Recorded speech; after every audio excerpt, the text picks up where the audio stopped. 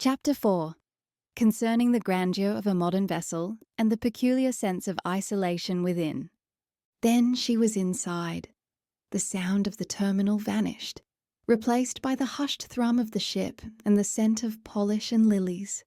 Carrie stopped dead, her boots silent on the plush carpet, and just stared. This wasn't a lobby. It was a cathedral to Art Deco. A multi-level atrium soared above her, crowned with a grand double staircase that swept upwards like something out of a 1930s film. Gleaming chandeliers dripped warm golden light onto rich wood panelling and polished marble, and at the heart of it all sat an enormous peacock made of flowers, its tail a cascade of iridescent blues and greens. The air buzzed with the excited chatter of passengers milling about, consulting ship maps and posing for photos. Husbands kissed wives. A few kids orbited their parents. Their voices echoed, a bright, happy sound that seemed to bounce off an invisible wall around her. A sudden, sharp pang, so acute it felt like a cramp, seized her. An elderly man tucked a stray hair behind his wife's ear. Carrie brought the Leica to her eye. The camera was a shield, a purpose. Click. A couple embracing under the staircase, lost to the world. Click. A man explaining the deck plan to his frowning wife, his finger tracing a line on the glossy paper. Through her lens, the ship was alive with intimacy, hugs, laughter, children tugging at hands. And Carrie, shutter-clicking, was the ghost in every frame. A crew member in crisp, impossibly white overalls appeared at her elbow with a polite smile. "Do you need help, miss? Which deck are you on?" 7, Carrie said, pulling her ship card from her pocket. The card's weight surprised her. Proof she belonged in this world. A name printed in gold, an entry on the passenger list, and for the first time in months, nobody's daughter, nobody's carer. The man pointed her towards a bank of ornate lifts, explaining that if she lost her way, just ask a crew member. She nodded, only half listening, as the lift doors whispered open. She shared the ride with a couple buzzing about shore excursions in Hobart. "I've booked the Port Arthur tour. Have you?" And 2 older women already deep in formal night strategy. "I brought the pearls, but do you think they're too much for the first night?" Their words bounced off the polished brass fittings, a bubble of friendship with Carrie on the outer. She looked down at her practical walking boots, glancing over at the stylish footwear of the other passengers. She looked up to photograph the Art Deco light fixtures, the intricate metalwork on the control panel, anything but the happy, chattering people. The lift floated smoothly upwards, offering fleeting glimpses of other worlds through its glass panel. A restaurant with starched white tablecloths waiting for diners. A lounge filled with empty leather armchairs.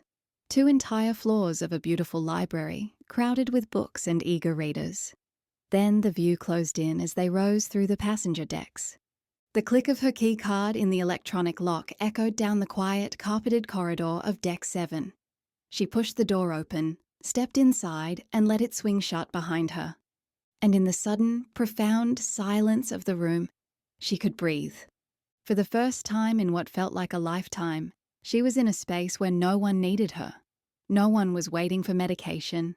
No one might call out for help. After months of constant listening, the sheer, crushing weight of the quiet was an ocean she could drown in. She stood completely still just inside the door, letting it wash over her. The space between bed and wall was too tight for a wheelchair. There were no little cardboard boxes of pills. She could fill the quiet with music that wasn't 50 years old. Her stateroom was compact.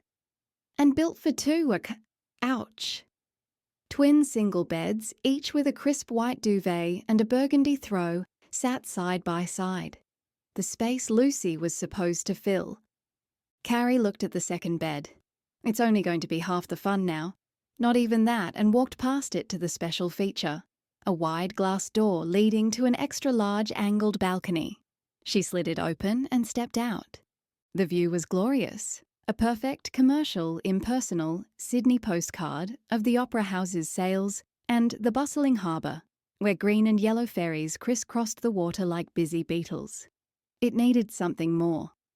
A passenger's arm outstretched, pointing out a detail to a companion. Click. Maybe the afternoon sun bouncing off those wild curved sails was a touch too bright. Drop the aperture down a stop or two, sharpen up the shot as well. Click. A soft knock came from the cabin door. Her room steward introduced herself with a smile that reached her eyes. Her name badge read, Maria. She ran through the cabin routines of turn-down times, dining options, how to order room service. My friend was supposed to be joining me, Carrie found herself explaining. She had an accident.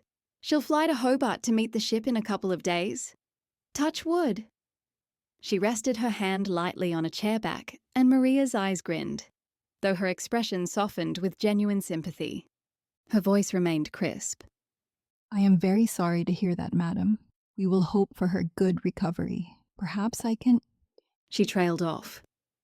Give me half an hour. I'm sure I can find something special for you. Carrie unpacked the only things that truly mattered.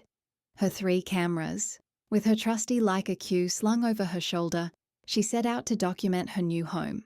This was her process. How she made sense of a place. In the Queen's room, she framed a shot to dwarf a lone armchair against the towering wedding cake ceiling. Lucy would drag her onto the polished wood the moment the music quickened.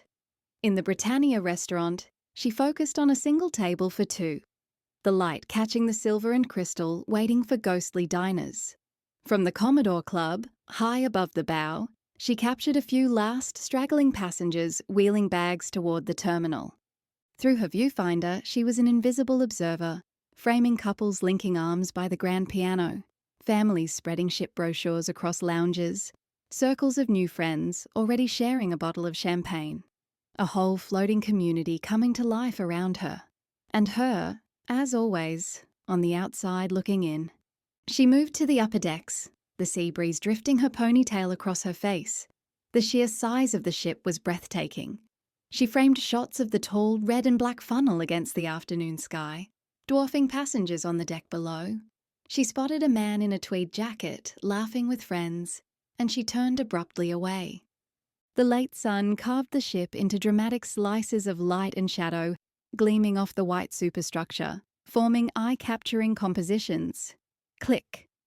In a large polished window near the pool, she caught her own reflection.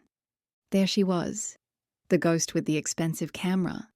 Pathetic. Later, back in the cabin, there was a vase of fresh flowers and a bowl of fruit. Hope this brightens your voyage. No signature, just a smiley face and the initial M. How sweet. Must remember to thank Maria. Find her something nice when I go ashore in Hobart. A low vibration started deep in the ship's bones. A thrum that resonated up through the soles of her feet. Departure was imminent. Carrie lay down on one of the single beds and stared at the empty one beside it. It was perfectly made, the pillow plumped, the burgundy throw folded just so. Lucy's absence was a physical presence in the room, more real than the faint hum of the ship's air conditioning. Christ, this is maudlin. Why on earth had Lucy been tripping downstairs and cracking ribs instead of understanding she had a responsibility to her friend? Careless woman. If she were here, Carrie would serve her up a piece of her mind. And what would Lucy say in return? Right, enough wallowing, Watson. Pity party's over. Send me your glorious photos so I can properly envy you. If you waste this cruise feeling sorry for yourself instead of having adventures, I'll never forgive you. Now, go find me a story worth stealing. A small smile bent her lips, despite herself.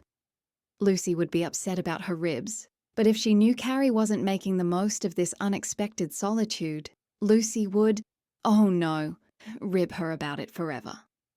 Carrie grinned at the thought and sat up, grabbing her camera bag. She wasn't a ghost at this feast. She was a photographer. She pulled a battery pack from the charger, the small click echoing in the quiet room. Time to get started.